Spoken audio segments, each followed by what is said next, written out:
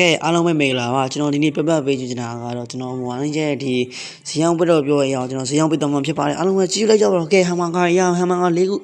မော်စေမတင်တကားဟမ်မာကာ2ခုတွေပြဟမ်မာကာခဏလေးဆောင်ရမယ်တိလားမင်းတို့ကောင်နေလဲစားလာရင်လေဟမ်မာကာကြီးပဲစားတယ်ကျန်တဲ့ဟာကိုစားလို့မပြီးတော့ဟိုမဲ့စောက်ခွေးတော့စားရေခဲမုံတွေအားလုံးကြောင်းကြောင်းတို့ရှုချက်တိခက်နော်အမှစောက်တစ်လေကုန်းအမှရောင်းနေဘာကြောင်းကြောင်းမရေခဲမုံတွေအားလုံးကြောင်းကြောင်းရေခဲမုံ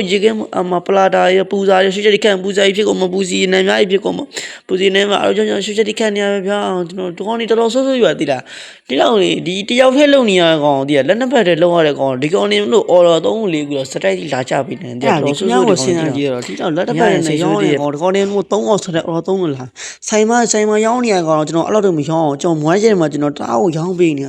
ခေါင်းလေးချစ်လို့ခေါင်းလေးစိတ်ကတိုးသေးကျွန်တော်ဘာလဲတကွာပြီးတော့လည်းပြောမှဒီကောင်စီကြီးမွားရမှာဒီဈေးတစ်ခါရောင်းလို့မယ်ဆိုဒီလားအသက်ကိုမရွှေရငါလုံးမှာလမ်းတစ်ဖက်လုံးဘိုင်းတေးထားပြီးဈေးကိုဒီကဒီဇိုင်းမတ်နဲ့ရောင်းနေတာဆိုင်မှာရောင်းတဲ့စားသုံးဆိုင်တော့မှအလောက်ဒီမရောင်းဒီကောင်တွေတော်တော်ရောင်းရတယ်ခေါင်းနေခင်းရောင်းတစ်ခါရောင်းလို့မယ်ဆိုကျွန်တော်မှဒီကောင်တွေလက်ကိုအသေးထားရတယ်လုံးဝချင်းကြိုက်တော့ချင်းတော့မရရဲတဲ့ဘွားအချင်းကြီးတီးအောင်ကျွန်တော်မှအသက်တော်မရှိရဘူးအဲ30စက္ကန့်120ပြေးဘူးကုန်မွေးကျွန်တော်မှအဲ့ကြားထဲမှာကျွန်တော်အသက်ကိုမရှိရဘူးရောင်းရောင်းလာပြီးတော့ဝယ်ရတာချမ်းလက်လန်ဖူးကြီးဟောမှာကားလေးကြည့်ပါလား